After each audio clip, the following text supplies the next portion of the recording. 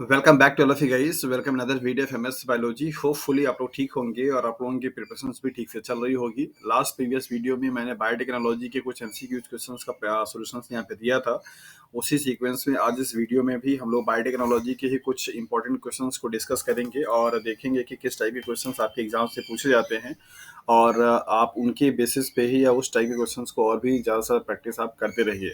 Exam जैसा कि आपको मालूम है यूपीएचएससी का जो डेट अलॉट किया गया है वो है आपका 16-17 फरवरी। सो अब ये डेट आपके पास बहुत ही करीब में है और आपको अपनी प्रिपरेशंस बहुत अच्छे तरीके से सिस्टमेटिकली एक ऑर्गेनाइज्ड और एक स्ट्रैटेजी बेसिस पे करनी स्टार्ट कर देनी चाहिए क्योंकि आपके पास अब बहुत ही कम टाइम बचे हुए हैं। सो चलिए स्टार्ट करते हैं आज का ये क्वेश्चन पेपर का सॉल्यूशन वाला वीडियो जिसमें हम लोग देखेंगे बायोटेक्नोलॉजी के क्वेश्चन को लेकर के। सो क्वेश्चन नंबर 7 तक हमने सॉल्व कराया था, 8 से यहाँ पे देखेंगे और क्वेश्चन नंबर 8 स्टार्टिंग में ही आपसे पूछ रहा है that is student wishes to clone a sequence of DNA nearly 200 KB which vectors would be appropriate. पूछ रहा है कि अगर कोई एक स्टूडेंट है और 200 केबी के कोई एक डीएनए है और उसको क्या करना चाह रहा है, क्लोन कराना चाह रहा है, तो जो यहाँ पे वेक्टर आप यूज करेंगे ये वेक्टर कौन सा होना चाहिए और क्या वो यूज करेगा, कौन सा वेक्टर यूज करेगा, प्लाज्मिड यूज करेगा, बैक्टीरियोफेज यूज करेगा, बैक यूज करेगा मींस बैक्टीरियल आर्टिफिशियल क्रोमोसोम या प्लांट वायरसेस यूज करेगा। तो जैसा कि आपको मालूम है अगर आपने वेक्टर पढ़ा हुआ है तो वेक्टर में क्लोनिंग भी जो वेक्टर होते हैं उनकी हर एक वेक्टर की स्पेसिफिक अपनी कैरिंग कैपेसिटी होती है। मतलब कितना केबी तक का डीएनए वो अपने अंदर में क्या कर सकते हैं, कैरी कर सकते हैं और आप उसको क्लोन करा सकते हैं। सो अगर आप यहाँ पे देखेंगे तो बेसिकली आपको जानने को मिलेगा कि प्लाज्मिड जो होता है उसकी कैरिंग जो कैपेसिटी होती है वो नियरली अप टू क्या होती है, मतलब लेस देन जो होगा वो 15 केबी तक का के आसपास तक का होगा। मतलब 15 केबी से छोटा अगर कोई डीएनए है तो आप उसको प्लाज्मिड में क्या कर सकते हैं, इंसर्ट करके क्लोन करा सकते हैं। अगर वही बैक्टीरियोफेज की बात करें तो यहाँ पे लगभग 24 केबी तक के डीएनए को हम क्या कर सकते हैं, क्या क्लोन कर सकते हैं। बैक्टीरियल आर्टिफिशियल की अगर हम लोग बात करें तो यहाँ पे 100 से लेकर के 300 केबी तक का क्या कर सकते हैं, डीएनए को क्लोन कर सकते हैं। बाकी यहाँ पे दे नहीं रखा है। बाकी अगर आप वाई ए सी मीन्स इस आर्टिफिशियल क्रोमोसोम की अगर आप बात करें तो उसकी कैरिंग कैपेसिटी सबसे हाईएस्ट होती है दैट इज 100 से लेकर के दैट इज 1400 के आसपास तक का केवी तक का डीएनए आप करा सकते हैं। तो इस तरीके से कभी कभी आपके बायोटेक्नोलॉजी वाले पेपर में आपको ऐसे ऑर्डर बनाने के लिए भी दे देता है कि हाँ आप प्लाज्मिड का क्या होगा, फिर इसके बाद बैक्टीरियोफेज का क्या होगा, फिर इसके बाद आपका बैक का क्या होगा, फिर इसके बाद आपका, मतलब इस तरीके से आपको ये दिया रहेगा, ऑर्डर बनाने के लिए देता है कि सबसे ज़्यादा एफिशिएंट या सबसे ज़्यादा लेंदी डीएनए को कौन कैरी कर सकता है। सो हालांकि यहाँ पे क्वेश्चन पूछा गया था कि 200 केबी तक के डीएनए को अगर आपको क्लोन कराना है तो कौन सा आप यूज करेंगे, तो आप यहाँ पे देख सकते हैं 100 से 300 केबी तक का। चूंकि यहाँ पे एक दे नहीं रखा है इसलिए ये बाहर हो जाएगा, तो बाकी ये वाला ऑप्शन ठीक है, means bacterial artificial chromosome means BAC, ये बीएसी जो होगा ऑप्शन इसके लिए सही हो जाएगा। डियर कैंडिडेट्स, आप इस टाइप के क्वेश्चंस को सॉल्व जब करते हैं तो आपका अप्रोच सिर्फ उसी क्वेश्चन को सॉल्व करने के लिए नहीं होना चाहिए, आपको ये भी समझना है कि ये क्वेश्चंस किसी तरीके से फ्रेम हो सकते हैं। लाइक है जैसे आपने पढ़ा तो होगा बैक्टीरियल आर्टिफिशियल क्रोमोसोम का प्लाज्मिड वेक्टर जो भी है, लेकिन हो सकता है ये वाला पॉइंट आपके दिमाग में ना आया हो कि हाँ ये कैरिंग कैपेसिटी से भी क्वेश्चन पूछ सकते हैं। तो आप उनके कंपेरेटिवली एनालिसिस करते रहिए, जो भी का भी एक चार्ट बना लीजिए कि जितने भी आपने वेक्टर पढ़े हैं प्लांट के, बैक्टीरिया के या वायरसेस के, और उनमें अलग अलग जो कैरिंग कैपेसिटी है वो क्या है, उनका ऑर्डर क्या क्या है, क्योंकि आपको नहीं पता है कि क्वेश्चंस फ्रेम करने वाले किस हिसाब से क्वेश्चंस आपको पूछ देंगे। टॉपिक आपका पढ़ा हुआ रहेगा लेकिन फिर भी नेक्स्ट क्वेश्चन आज से पूछ रहा है that is what the first cells whose entire genome was sequenced was which the following. पूछ रहा है कि इनमें से कौन सा ऐसा ऑर्गेनिज्म है जिसका कि इंटायर जीनोम सीक्वेंसिंग की गई थी। तो ये तो बहुत ही फैक्ट बेसिस का क्वेश्चन है, दैट इज हिमोफिलस इन्फ्लुएंजाई 1995 में ये इसकी सीक्वेंसिंग की गई थी सबसे पहले। नेक्स्ट जो क्वेश्चन है दैट इज क्वेश्चन नंबर 10, ये आपसे पूछ रहा है the sequencing an entire genome such as that the C elegans Nematoda family से बिलोंग करता है। कभी कभी ये भी आपसे पूछ, ये मॉडल ऑर्गेनिज्म में आने वाला एनिमल है दैट इज सी एलिगेंस, जैसे ड्रोसोफिला है, जैसे माइस है, सिमिलरली वैसे जैसे प्लांट में दैट इज इवनिंग 4 o'clock का प्लांट है। तो इस तरीके से ये मॉडल ऑर्गेनिज्म में आते हैं। मॉडल ऑर्गेनिज्म वो होते हैं जिन पे एक्सपेरिमेंट किए जाते हैं और उन एक्सपेरिमेंट की फाइंडिंग के बेसिस पे आपको बताया जाता है कि ऐसी चीज़ें एग्जिस्ट करती हैं। तो सी एलिगेंस भी आपका एक मॉडल ऑर्गेनिज्म है जो कि निमेटोडा फैमिली फाइलम से बिलोंग करता है। जब आप क्लासिफिकेशन पढ़ेंगे एनिमल्स का, is the most important because पूछ रहा है कि सी एलिगेंस का जो genome sequencing, entire genome sequencing, वो बहुत ही इंपॉर्टेंट है। ऐसा क्यों, ऐसा क्या कारण है कि वो इंपॉर्टेंट है और सी एलिगेंस को लिया गया? It allow researchers to use the sequences to build a better nematode resistant to the disease. क्या ये सीक्वेंसिंग इस बात के लिए अलाउ करता है कि एक बेटर निमेटोड बनाया जा सके जो कि डिजीज रेजिस्टेंट हो? ऐसा जरूरी नहीं है, ये कोई इंपॉर्टेंट नहीं है। It allow research on a group of organisms we do not usually care much about. जिस चीज़ पे हम लोग केयर नहीं करते हैं, उन चीज़ों को ज़्यादा इंपॉर्टेंट देने के लिए ये अलाउ करता है। ये भी स्टेटमेंट देख लीजिए। अगला है the nematode is a good animal model for trying out cures of for viral illness. क्या वायरल इलनेस के लिए ये एक बहुत अच्छा मॉडल ऑर्गेनिज्म हो सकता है? A sequence that is found to have a particular functions in the nematode is likely to have a closely related functions in the vertebrates. Exactly.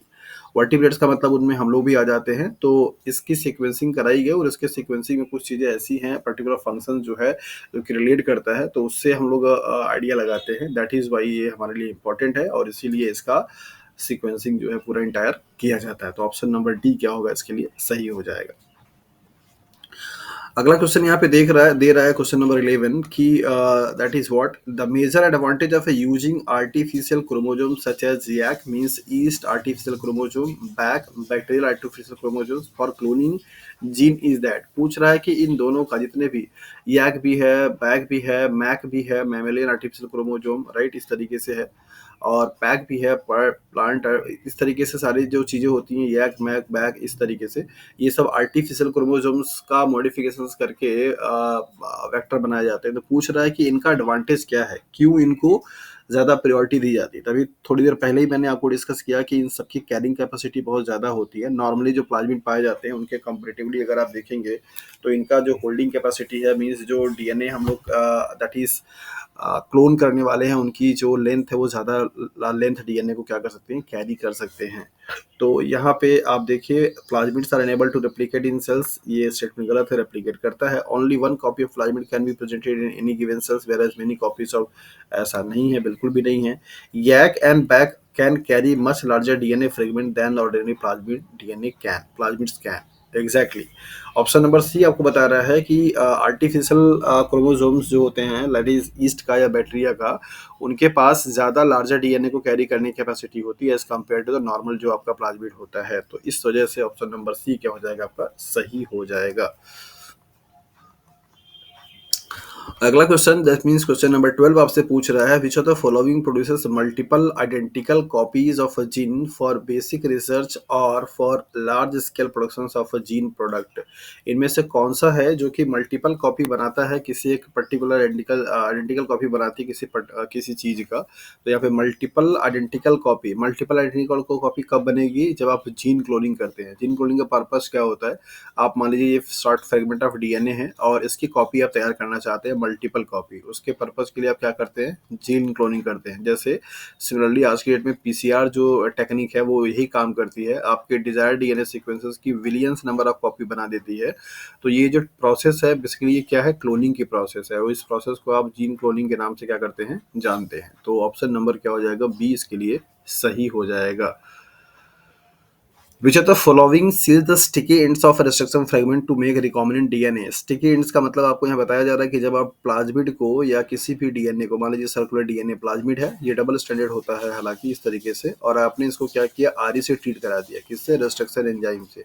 तो जब आप ट्रीट कराते हैं तो आरई क्या करता है, इस तरीके का एंड प्रोड्यूस करता है, प्रोड्यूटेड एंड या स्टिकी एंड आप बोलते हैं, राइट। और अगर आपको इस तरीके के डीएनए को क्या करना है, दैट इज ऐड करना है, तो ऐड करने के लिए फिर आपको क्या चाहिए होता है, एक एंजाइम चाहिए होता है, और उस एंजाइम की हेल्प से आप क्या कर सकते हैं, उसको ऐड कर सकते हैं। तो जो एंजाइम है जिसकी बेसिस पे आप उसको ऐड करते हैं, इसी, ये अब आपके फ्रेगमेंट बन गए, और इन्हीं फ्रेगमेंट को फिर से क्या करना होता है, लाइगेशन करना होता है। ये बेसिक आपका क्या है, बायोटेक्नोलॉजी का वो लाइगेशन करने के लिए आप यहाँ पे एंजाइम यूज करते हैं, लाइगेज। क्या यूज करते हैं, लाइगेज यूज करते हैं, जो कि इस पूरे डीएनए के फ्रेगमेंट को फिर से क्या करता है, जोड़ देता है। तो यही पूछ रहा है, इसके लिए आप क्या यूज़ करेंगे, that is the DNA ligase, जो एक जिसको आप मॉलिक्यूलर ग्लू के भी नाम से भी जानते हैं। ये रिस्ट्रिक्शन एंजाइम जिसको आप मॉलिक्यूलर सीजर के नाम से जानते हैं, ये कैंची है, काटने का काम करता है डीएनए का। कभी कभी फ्रिक्वेंटली क्वेश्चंस बनते हैं, पूछ लेता है मॉलिक्यूलर सीजर के नाम से कौन जाना जाता है, मॉलिक्यूलर ग्लू के नाम से कौन जाना जाता है। इलेक्ट्रोफोरेसिस जो कि डीएनए को सेपरेट करने के लिए, जीन कोडिंग जो कि मल्टीपल कॉपी बनाने के लिए, इस तरीके से सारे ऑप्शंस के बारे में भी आप जानते चलिए। तो ऑप्शन नंबर सी क्या है इसके लिए सही हो जाएगा। अगला क्वेश्चन पूछ रहा है, that is question number 14, which of the following is used to make a complementary DNA, that is C DNA from RNA. तो पहले स्टार्टिंग में मान लीजिए आपके पास डीएनए है और इस डीएनए से क्या बना, दैट इज आरएनए बना, और इस डीएनए से क्या बना, आरएनए बना, और इस फिर आरएनए से क्या बनाना है आपको, डीएनए बनाना है, डबल स्टैंडर्ड फिर इस तरीके से। तो ये जो आपका प्रोसेस है इसको आप बोलते हैं रिवर्स ट्रांसक्रिप्शन, और ऐसा करने के लिए रिवर्स ट्रांसक्रिप्टेज एंजाइम की रिक्वायरमेंट होती है। और ये रिवर्स ट्रांसक्रिप्टेज एंजाइम आरएनए को एज ए टेम्पलेट यूज करेगा, और आरएनए को टेम्पलेट यूज करके क्या बनाएगा, डीएनए की कॉपी बनाता है। तो इसको आप बोलते हैं, रिवर्स ट्रांसक्रिप्टेज को बोला जाता है आरएनए डिपेंडेंट डीएनए पॉलीमरेज। क्या बोलते हैं, आरएनए डिपेंडेंट डीएनए पॉलीमरेज। तो रिवर्स ट्रांसक्रिप्टेज ऑप्शन क्या होगा, ठीक हो जाएगा। डीएनए पॉलीमरेज को आप क्या बोलते हो, DNA dependent DNA polymerase, right. और आरएनए पॉलीमरेज को आप क्या बोलते हो, डीएनए डिपेंडेंट आरएनए पॉलीमरेज। बस रिवर्स ट्रांसक्रिप्टेज को आप क्या बोलोगे, आरएनए डिपेंडेंट डीएनए पॉलीमरेज। मतलब RNA as a template use होगा और डीएनए क्या करेगा, बनाएगा। तो आजकल के जो क्वेश्चंस होते हैं वो डीएनए पॉलीमरेज के नाम से नहीं आते हैं। आपको डीएनए पॉलीमरेज का जो नाम है उसको आपको साइंटिफिकली याद रखना पड़ेगा। डीएनए पॉलीमरेज क्या करता है, डीएनए पे ही काम करेगा और डीएनए ही बनाएगा, राइट। तो ये क्या हो गया, DNA dependent DNA polymerase. Similarly RNA polymerase क्या करता है, आरएनए पॉलीमरेज डीएनए पे काम करेगा लेकिन बनाएगा क्या, आरएनए बनाएगा। तो ये डीएनए डिपेंडेंट आरएनए पॉलीमरेज हो गया। ऐसे ही रिवर्स ट्रांसक्रिप्टेज क्या हो गया, ये आरएनए पे काम करेगा लेकिन बनाएगा क्या, डीएनए बनाएगा। तो रिवर्स ट्रांसक्रिप्टेज जो होगा आरएनए डिपेंडेंट डीएनए पॉलीमरेज की कैटेगरी में आता है। तो कभी कभी आपको पेयरिंग करने के लिए भी या मैच करने के लिए भी दे देता है। नेक्स्ट क्वेश्चन है, restriction fragment of DNA are typically separated from one another by which process. पूछा जा रहा है कि मान लीजिए आपका कोई बड़ा सा डीएनए था, आपने उसको क्या किया, रेस्ट्रिक्शन एंजाइम से ट्रीट करा दिया, छोटे छोटे फ्रेगमेंट्स बन गए, और इन फ्रेगमेंट्स का सेपरेशन जो हो रहा है, किया जा रहा है, typically separated from one another bye कौन सी प्रोसेस से। तो आप यहाँ पे देख सकते हैं कि जो इलेक्ट्रोफोरेसिस होती है उसमें आप सेपरेट करते हैं, उसमें अलग अलग जो डीएनए के बैंड्स होती हैं वो अलग अलग मॉलिकुलर वेट या मास के बेसिस पे क्या होता है, किया जाता है। जैसा कि आपको पहले ही बता चुका हूँ, इलेक्ट्रोफोरेसिस में आप यहाँ पे देखते हैं कि ये जेल होता है, यहाँ पे ऐसे ये वेल्स होते हैं, यहाँ पे आप सैंपल को लोड करते हैं और ये सैंपल क्या करता है, मूव करना शुरू कर देता है, राइट। और मूविंग जो होती है वो basically on the basis of molecular weight. जिनका सबसे लाइटेस्ट वेट होगा वो यहाँ कहीं पे दिखाई देंगे, हैवीएस्ट वेट जो होगा वो यहाँ कहीं पे दिखाई देते हैं। तो इस तरीके से आपका ये होता है। यहाँ पे जो चार्जेस होंगे वो नेगेटिव वाले, यहाँ पे जो चार्जेस होंगे वो पॉजिटिव वाले, राइट। मॉलिक्यूलर वेट के बेसिस पे क्या होगा, ये सेपरेशन होता है। तो लोअर वाला जो होगा लोएस्ट और हाइयर वाला जो होगा हाईएस्ट, अपर वाला पोर्शन। तो ऑप्शन नंबर इसके लिए क्या हो जाएगा, सी सही हो जाएगा। अगला क्वेश्चन पूछ रहा है, DNA fragments from a gels are transfer to a nitrocellulose papers during the procedures called Southern blotting. What is the purpose of transferring of DNA from a gel to a nitrocellulose membrane. बताया जा रहा है कि जो आपका ये jail है और इस जेल पे मान लीजिए आपने रन कराया, यहाँ कहीं पे डीएनए का बैंड आ गया और इसको आपने क्या किया, एक नाइट्रोसेलुलोज मेम्ब्रेन जो होती है उस पर आपने क्या किया, ट्रांसफर कर दिया इसको पूरी तरीके, जिसको कि आप क्या बोलते हैं, ब्लॉटिंग बोला जाता है। ब्लॉटिंग का बेसिकली मतलब यही होता है कि ब्लॉटिंग का मतलब होता है कि ट्रांसफर करना। तो सदर्न ब्लॉटिंग में क्या करते हैं कि डीएनए को किया जाता है, नॉर्दर्न ब्लॉटिंग में आरएनए को और वेस्टर्न ब्लॉटिंग में प्रोटीन को। तो पूछ रहा है कि इसका मेन पर्पज क्या होता है। मेन पर्पज बेसिकली यही होता है कि जो आपका ये डीएनए है जो कि जेल पे है, जेल चूंकि फ्रेजाइल होती है वहां से टूट जाएगी, तो एज इट इज जिस पोजीशन पे है, जिस तरीके से है, वही सेम चीज आपका यहाँ पे हार्ड वाले पर पेपर पे आ जाए। अब इसको लेकर के फर्दर आप जो भी कुछ करना चाहते हैं, चाहे आप पीसीआर चलाना चाहते हैं, चाहे आप कोई सीक्वेंसिंग कराना चाहते हैं, जो भी कुछ करना चाहते हैं उसको प्रोसेस को कर सके। तो ब्लॉटिंग का मेन पर्पस सिर्फ यही होता है कि जो जेल है वो आपका बहुत फ्रेजाइल है, टूट जाता है, बहुत डेलीकेट होता है, तो उस soft and fragile and delicate वाले जेल से आप एक हार्ड सरफेस पे मींस नाइट्रोसेलुलोज पेपर पे क्या करते हैं, ट्रांसफर करते हैं विदाउट एनी डिस्टर्ब ना ही उसके इंटीग्रिटी में कोई डिस्टर्बेंस आती है, ना ही उसके पोजीशंस में, ना ही उसके किसी दैट इज बैंड के पैटर्न में। तो वो सेम तरीके पे उसके कॉपी को क्या करना है, कॉपी कर देना है, उसी को बोलते हैं आप ब्लॉटिंग। तो इस तरीके से आप यहाँ पे देखिए, तो that is to attach the DNA fragment to a permanent substrate to separate the two complementary DNA for strand नहीं होगा, only transfer the DNA to the no. Option number A इसके लिए क्या है, सही है, that is to attach the DNA fragment to appear to permanent substrate. अगला question यहाँ पे फिगर बना करके आपको दे दिया है, फिगर है ए बी सी, यहाँ पे फर्स्ट एंड सेकंड ये एंजाइम्स का है, और इसके बाद डिस्क्रिप्शन आपको यहाँ पे नीचे दे रखा है। The segment of a DNA shown in figure 2.2 that is this one has restriction site that is 1 and 2। ये क्या है, रिस्ट्रिक्शन साइट मीन्स यहाँ पे आरई एंजाइम क्या करेगा, काम कर सकता है। ठीक है, तो आरई एंजाइम काम करने का मतलब रिस्ट्रिक्शन एंजाइम हो गया यहाँ पे। और which create restriction fragment A B C, अगर यहाँ पे कट करेगा तो ये लेंथ बनेगा जिसको कि ए बोला जाएगा, सॉरी, ये कट करेगा तो यहाँ से लेकर के यहाँ तक की एक लेंथ बनेगी जिसको ए बोलेंगे। इसके बाद ये कट करेगा तो एक ये बी बनेगा, और इसके बाद एक ये क्या बनेगा, सी बनेगा। इस तरीके से तीन यहाँ पे क्या बनेंगे, फ्रेगमेंट बनेंगे, दो रेस्ट्रिक्शन एंजाइम के कट करने से तीन फ्रेगमेंट जो बने वो इस तरीके से। सी सबसे ज़्यादा लेंदी होगा, फिर इसके बाद आपका ए लेंदी है, फिर इसके बाद सबसे छोटा क्या है, बी है। तो ये नाम हो जाएगा आपका बी का, ये हो जाएगा आपका ए का, और ये हो जाएगा आपका सी का।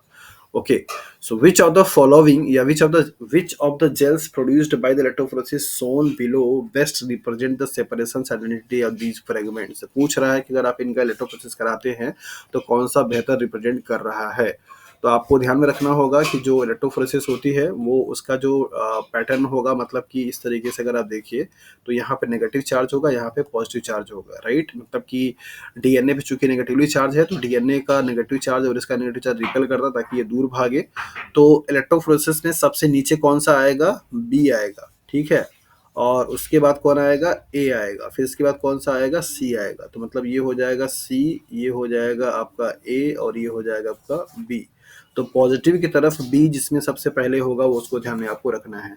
तो देखना है यहाँ पे कि सी है, यहाँ पे ये गलत हो जाएगा, बी है पॉजिटिव की तरफ, फिर इसके बाद ए है, फिर इसके बाद सी है, और भी किसी में बी है, यहाँ पे भी बी है, बी ए सी है, लेकिन यहाँ पे गैपिंग बहुत कम है, जबकि गैपिंग ज़्यादा होना चाहिए क्योंकि सी और ए में काफ़ी डिफरेंसेस है। सी का लेंथ बहुत ज़्यादा है जिसका मतलब ये बहुत ऊपर आएगा।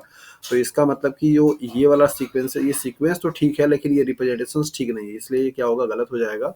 ऑप्शन नंबर बी इसके लिए क्या है, सही है। सबसे सबसे पास में जो जाएगा वो कौन जाएगा, मतलब कि बी सबसे छोटा है। यहाँ पे आप देख सकते हैं जैसा कि ये फिगर मैंने बनाया है, ये फिगर, ये तो सबसे छोटा जो है आपका बी है, तो बी जाएगा, फिर इसके बाद ए जाएगा, फिर सी जाएगा। तो ऑप्शन नंबर इसके लिए बी क्या हो जाएगा, सही हो जाएगा। एंड होपफुली कभी आपको समझ में आ गया होगा। ओके, नेक्स्ट क्वेश्चन है that is DNA microarray have made a huge impact on genomic studies because they, DNA microarray basically है का आपको अच्छे तरीके से मालूम है कि तरीके का इस तरीके से आप डीएनए चिप के नाम से भी जानते हैं कि स्पॉट्स होते हैं, और एक स्पॉट अपने आप में ये एक जीन को स्पेसिफाई करता है, और एक ही डीएनए माइक्रोएरे में ह्यूज नंबर ऑफ जीन्स की डिटेल्स क्या होती हैं, बनी हुई होती है। Can be use to elevate the functions of any gene in the genome, can be used to introduce the entire genome into bacterial cells, allowed to express many or even all of the genes in the genome to produce compared at the once। एक साथ में ही सभी या लगभग maximum gene को क्या किया जा सकता है, एक्सप्रेस करने के लिए अलाउ कर सकता है। ऑप्शन नंबर सी इसके लिए क्या होगा, सही हो जाएगा। अगला सवाल है that is which was developed by British researchers and causes DNA sequence to be transferred to a membrane and identify with a probe. तो डीएनए की बात चूंकि यहाँ पे कर रहा है ट्रांसफर करने के लिए, तो यहाँ पे क्या हो जाएगा, सदर्न ब्लॉटिंग हो जाएगा। अगर आरएनए की बात होगा तो नॉर्दर्न हो जाएगा, और अगर प्रोटीन की बात होगा तो दैट इज द वेस्टर्न हो जाएगा। ईस्टर्न का कोई कॉन्सेप्ट नहीं होता, सदर्न, नॉर्दर्न एंड वेस्टर्न। अगला क्वेश्चन है विच describe the transfer of a polypeptide. Polypeptide का मतलब हो गया यहाँ पे प्रोटीन, पॉलीपेप्टाइड का मतलब क्या हो गया, प्रोटीन। तो प्रोटीन को बात अगर करेगा तो क्या हो जाएगा, western blotting. Okay, next question पूछ रहा है that is in Dolly in 1997 Dolly the strip was cloned, which of the following process was used, किस तरीके से इसको किया गया था। तो इसके लिए बहुत ही बेसिक सा कॉन्सेप्ट है, आपको अच्छे तरीके से मालूम है कि किस तरीके से किया गया था। तो यहाँ पे ऑप्शन नंबर डी देखिए क्या बोल रहा है, fusion of adult cells nucleus, adult cells का न्यूक्लियस लेकर के विद एन ई न्यूक्लिएटेड, मतलब ई न्यूक्लिएटेड सेल्स एग। तो एक सेल्स को लेकर के उसका न्यूक्लिएट और इसके बाद एडल्ट सेल्स को लेकर के इसमें फ्यूज कराया गया था, तब उसके बाद जाकर के ये और उसको सेरोगेट मदर में क्या किया, इनक्यूबेट किया गया था। तो न्यूक्लिएटेड जो इनन्यूक्लिएटेड जो होंगी वो एक स्ट्रिप का एक सेल था, और बाकी एडल्ट जो सेल्स था उसका फ्यूजन कराया गया, और तब जाकर के डॉली फिश क्या हुई थी, बनी हुई थी। अगला सवाल है, genetic engineering is being used by the pharmaceutical industries, which of the following is not currently one of the uses. पूछ रहा है कि जेनेटिक इंजीनियरिंग फार्मास्यूटिकल इंडस्ट्री में यूज किया जाता है, इनमें से कौन सा ऐसा है जो कि अभी करेंटली यूज नहीं किया जा रहा है। प्रोडक्शन ऑफ ह्यूमन इंसुलिन, ये तो होता है, तो ये नहीं होगा। Production of human growth hormones, ये भी किया जाता है, नहीं होगा। प्रोडक्शन ऑफ प्लाज्मा, ये भी किया जाता है। Genetically modifications of plant to produce vaccine, ये भी किया जाता है। Creation of a product that will remove poisons from the human body, ये अभी पॉसिबल नहीं है, ये नहीं किया था। तो ऑप्शन नंबर ई क्या हो जाएगा, सही हो जाएगा। ओके, नेक्स्ट क्वेश्चन है, in recombinant DNA method the term vector can refer to. Vector simply क्या होता है, एक ऐसा छोटा सा डीएनए का सेगमेंट है जो कि डिजायर डीएनए को कैरी करने में क्या करता है, हेल्प करता है। The DNA the enzyme that cut DNA into the fragment, नहीं। The sticky end of a DNA fragment, नहीं। The RFLV marker the plasmid used to transfer DNA into living cells, yes. ये एक vector क्या होते हैं, plasmid होते हैं जो कि डीएनए को ट्रांसफर करने में क्या करते हैं, हेल्प करते हैं। ओके, थोड़ा सा ट्रिकी से क्वेश्चन है यहाँ पे, देखिए क्वेश्चन नंबर 24 क्या कह रहा है, which of the following sequence in double stranded DNA is most likely to be recognised as a cutting site of restriction enzyme. आपको अच्छे तरीके से पता है कि रेस्ट्रिक्शन एंजाइम जहाँ पे कट करता है उसको पैलिंड्रोमिक सीक्वेंसेस बोलते हैं, और पैलिंड्रोमिक सीक्वेंसेस का मतलब होता है कि जो रीडिंग फ्रेम होती है, मान लीजिए अगर ये 3 to 5 है, तो 5 to 3 दोनों की रीडिंग क्या हो, अगर आपकी सेम होगी तभी ये बात बन पाएगी। जैसे लाइए फॉर एग्जांपल, अगर मैं यहाँ पे बोलूँ कि यहाँ पे आपका दैट इज ए है, और फिर ए है, फिर यहाँ पे टी है और टी है, तो इसका कॉम्प्लीमेंट्री क्या बनेगा, यहाँ पे ए बनेगा, यहाँ पे ए बनेगा, यहाँ पे टी बनेगा, यहाँ पे टी बनेगा। तो ये आपका एक हो गया दैट इज 3 to 5 प्राइम, और एक आपका क्या हो गया that is 5 prime to 3 prime. तो दोनों की रीडिंग क्या हो गई, सेम हो गई।